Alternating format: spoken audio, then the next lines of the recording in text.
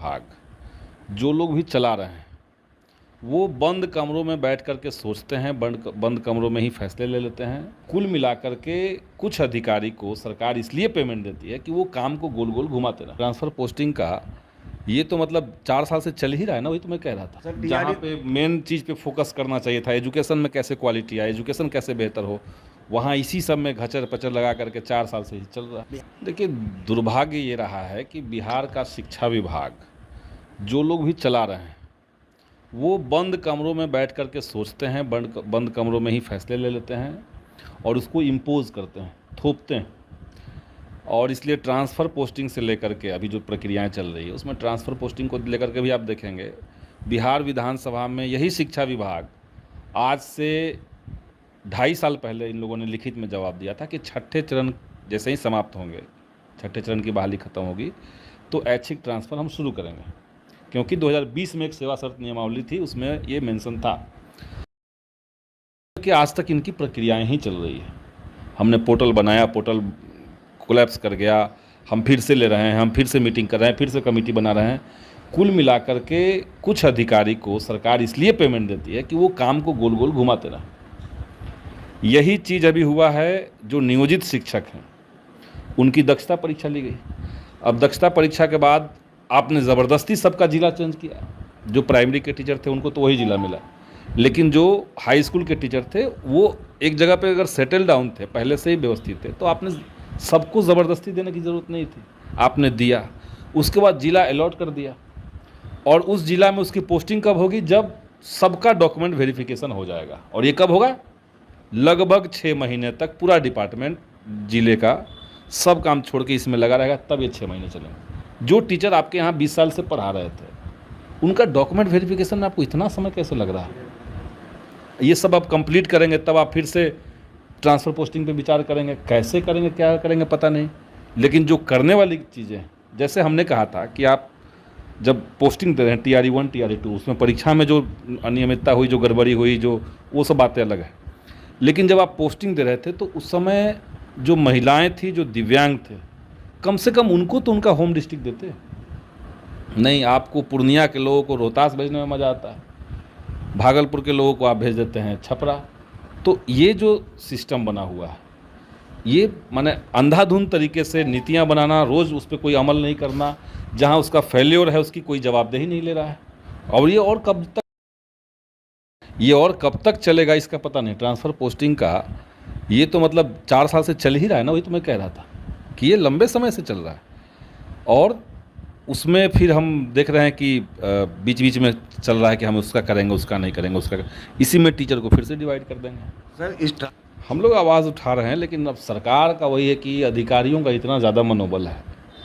अब इसमें जो बात सरकार, आपने देखा ही बिहार में विधानसभा के अंदर माननीय मुख्यमंत्री की बातों को कैसे नहीं माना गया, आज तक नहीं माना गया।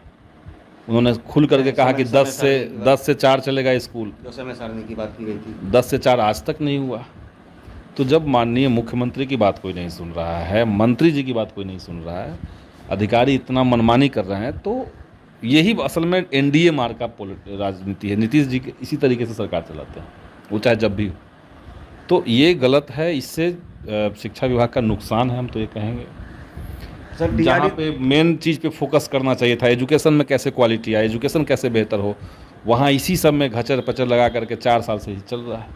टाल मटोल करते करते चुनाव तक इसे घसीटने का प्रयास किया जा रहा है सरकार की ओर से, चूंकि ये लगातार अभ्यर्थी भी सवाल उठा रहे हैं। सरकार का तो कोई ध्यान ही नहीं है, मैं कहूँगा। शिक्षा विभाग चंद अधिकारियों के बदौलत चलता है, सरकार का बहुत ज़्यादा ध्यान ही नहीं है इस पर। हम चाहें कि सरकार जल्दी ध्यान दे, जो अभ्यर्थी हैं उनके साथ इंसाफ हो और स्कूलों को टीचर समय पे सप्लाई हो जाए। बगैर शिक्षकों के स्कूल चलें, ये अच्छी बात नहीं है, अच्छा मैसेज नहीं है। तो ये हमारा प्राइमरी कंसर्न है। सरकार इस दिशा में सोचे और जल्द से जल्द पहल करे, हम तो कहेंगे। अब इसको चुनावी मुद्दा क्या बनाना है? ये तो छात्रों के, अभ्यर्थियों के आंदोलन के बगैर, विपक्ष की आवाज़ के बगैर ये संभव ही नहीं था जो हो रहा है। तो यही बात। सर, एक अंतिम सवाल ये कि जिस तरह से एक शिक्षक की डूबने के बाद मौत हुई, पटना के जिलाधिकारी ने ये कहा था कि अब सरकारी नावें चलेगी और वहाँ पूरी व्यवस्था होगी, लाइफ जैकेट की व्यवस्था होगी और पूरा सुरक्षा मुहैया कराया जाएगा। लेकिन घटना के 5 दिन के बाद भी हमने कई घाटों का मुआयना किया है, कहीं भी घाटों पर सरकारी नावें उपलब्ध नहीं है। लेकिन आज भी शिक्षक और बच्चे जो हैं वो नाव से अपने स्कूल में जाने को मजबूर है। क्या लग रहा है कि अधिकारी जो हैं पूरी तरह से कब्जे में ले लिए हैं, शिक्षा विभाग के अधिकारी, जिसके आगे सरकार भी नतमस्तक हो चुकी है? अधिकारी का तो है ही, दबदबा ज़्यादा रहता है, लेकिन अगर अधिकारी ने ये आदेश दिया कि मान लिया डीएम ने दिया या शिक्षा विभाग ने दिया, हम तो नहीं देखे, लेकिन हम अखबार में पढ़े थे, तो उनको करना चाहिए। हमारा ये मानना है कि जहाँ पे बाढ़ वाली स्थिति है वहाँ बंद कर दीजिए, स्कूल बंद रखिए, क्या दिक्कत है? लोगों बच्चे वहाँ कैसे पहुँचेंगे? रिस्की जगह पे नाव पे बच्चे जाएंगे आएंगे, कैसे जाएंगे? क्या पढ़ाई होगी वहाँ पे? तो जहाँ पे क्लासरूम में पानी घुस रहा है, चारों तरफ पानी भरा हुआ है, कुछ दिन स्कूल बंद रखिए। पहले सारा इंतज़ाम आप कर लीजिए, नाव का अगर इंतज़ाम करना है तो कर लीजिए, लेकिन तब तक स्कूल बंद रखिए। ये भी आदेश है, लेकिन कहाँ कुछ हो रहा है इसमें?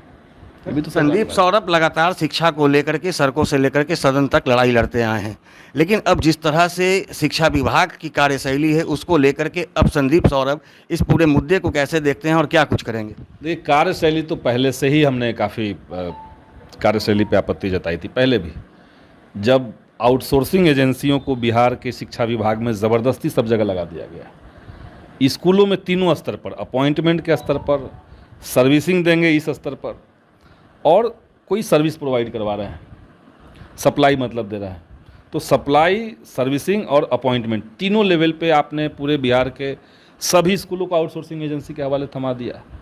हम लोग छात्र राजनीति से आए हैं। छात्र राजनीति में बुनियादी उसूल हमारा है कि शिक्षा के निजीकरण के खिलाफ संघर्ष, शिक्षा महंगा होने की तरफ न जाए।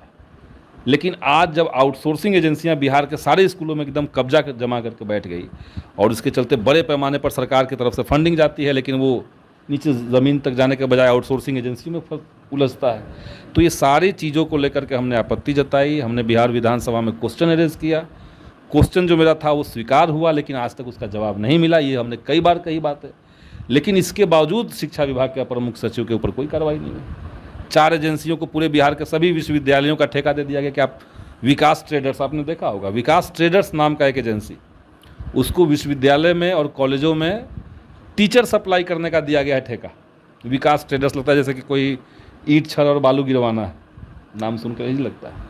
तो इस स्थिति में, और ये 4 कंपनियां कहाँ से सिलेक्ट हुई? अलग अलग जिलों में आपने एजेंसी दिया तो कैसे दिया, कहाँ से तय हुआ? कहीं कोई टेंडर नहीं था इसका। तो ये सब करप्शन का महाजड़ बिछाने वाला अधिकारी, उसके ऊपर कोई कार्रवाई नहीं हुई। जांच की हमने मांग की, कोई जांच नहीं हो रहा है। तो ये होना चाहिए। चांपाकल पे हमने सुना स्कूल में जो बोरिंग लगा उसमें जांच हुई है, लेकिन क्या हुई है पता नहीं। लेकिन सब एजेंसियों का घालमेल है।